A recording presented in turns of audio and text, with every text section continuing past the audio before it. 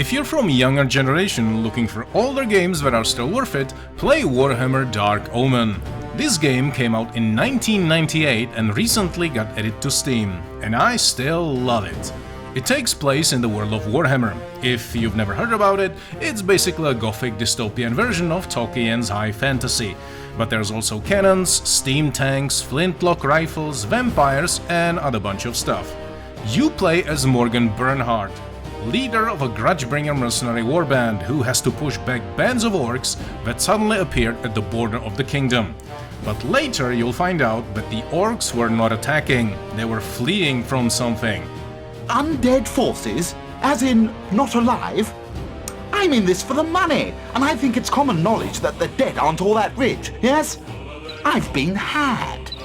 I know the feeling.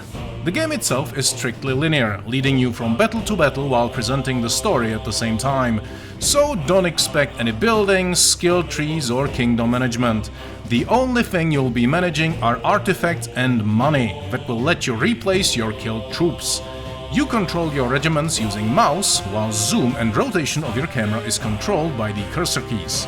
Yes, cursor keys. I bet you haven't used these bad boys in a while. Otherwise, the control panel is fairly simple and easy to use. This is also where you find the most retro button anywhere ever. The Boost Unit Strength button basically boosts your unit's damage if you keep wildly clicking on it. But I remember surviving my first ever playthrough without even knowing what it does, and so can you.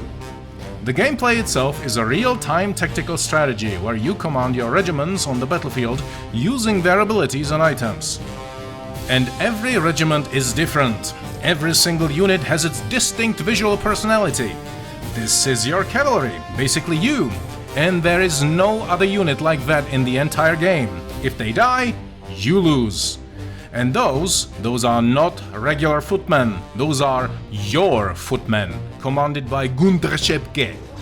And now you probably ask, oh my god, do these troops have different personalities? Do they interact with each other and stuff? Well, no, but they look cool. Look, there are two cannons that are totally identical and they didn't have to make them look different, but they did. And despite the commander's face being just a pure cosmetic to make you feel like he's your old friend, there are certain differences that are beyond pure aesthetics. For example, look at these guys. These are flagellants. 0 armor, maximum damage, absolute madmen in the field. They never run from a fight. And these big fat bald guys are ogres. They're super resilient and strong, but cowardly as a little child. And nobody tells you that. That's the part of learning their good and bad sides. Luckily, you've got some artifacts that give you the option to make them braver, more capable in combat, and stuff like that. Also, did I mention you've got a cannon from the very start? Wanna see what happens when you hit some infantry? Yeah, that! Each unit consists of individual troops who can be thrown around and set on fire. Also, some enemies are immune to magic, vulnerable to fire, sometimes their only weakness is a magical weapon. Again, nobody tells you that in-game, so you'd better read all these tips in the menu. Which is kinda counterintuitive, but feel free to complain back to 1998. Some enemies even carry artifacts and items that they use against you until you destroy them, so don't let them flee the battlefield with them. There's also wizards. Wizards have spells that mess everyone up if used correctly. Flaming skulls, fiery binding thingies that hold the enemy regiment in place while you roast them. Sometimes your wizard can teleport, hit the enemy and teleport away, but he's got no armor, so you'd better watch out for the arrows. You definitely don't want to put your wizard in a range of skeleton archers for long.